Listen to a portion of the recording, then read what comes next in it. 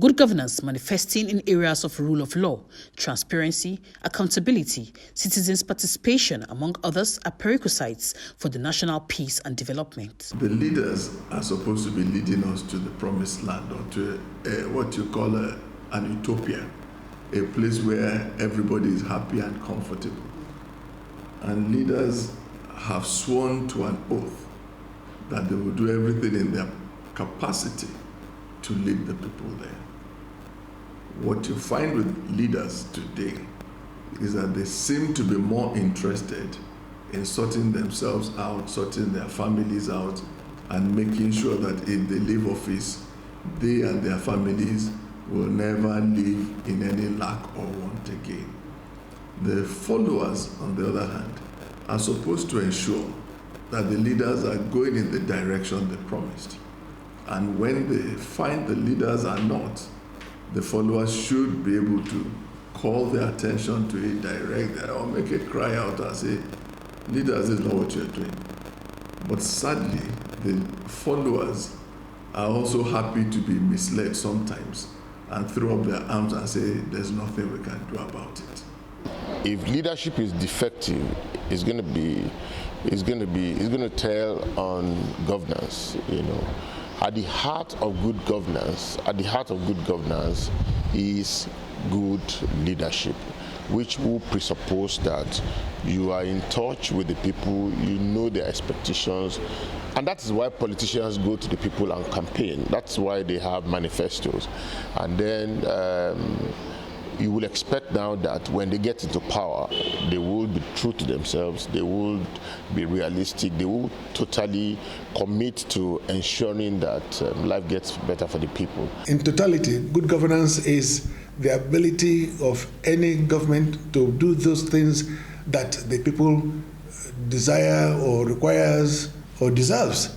Deserves, especially if you, during your campaign, you make promises. You tell the people that I will do this, I'll build this, I'll build that. So when you are in office and elected eventually by them, you have an obligation to do those things. It's as simple as that. However, lack of effective leadership has not only hindered the nation's rapid development, but continues to threaten peaceful coexistence. Hence, it has become imperative for the people to ensure that right leaders emerge in elections. Election is a time that followers should decide who leads them. Election is a time that followers should ensure that they put good leaders in place. How can they do it? I have discovered that a lot of us don't even help ourselves. And that is where there's a failure of followers. Because followers should ensure, one, that they go and vote. In the years preceding 1999, you cannot ask a politician, you cannot go to anybody and say, I want to pay for your vote. You dare not. But today, what do you get? And it's all over the country. Vote buying. Now people gleefully and gladly tell people that, a little first for me, how much are you going to pay for my vote? So if I pay for your vote, how can I respect you? I already paid.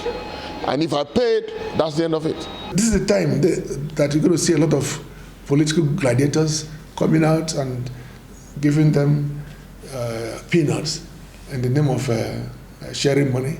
Or they share wrappers, they share rice. That's not what you need. That's not what we need. After 22 years of experimenting with democracy, we would have come to the point where the average Nigerian should be demanding for a better life. Analysts agree that good governance, leadership, and national development are intertwined. To understand the nation's development, they say, one has to simply take a closer look at the level of good governance at play and the leadership driving it. In Abuja, Asabe Williams, NTA News.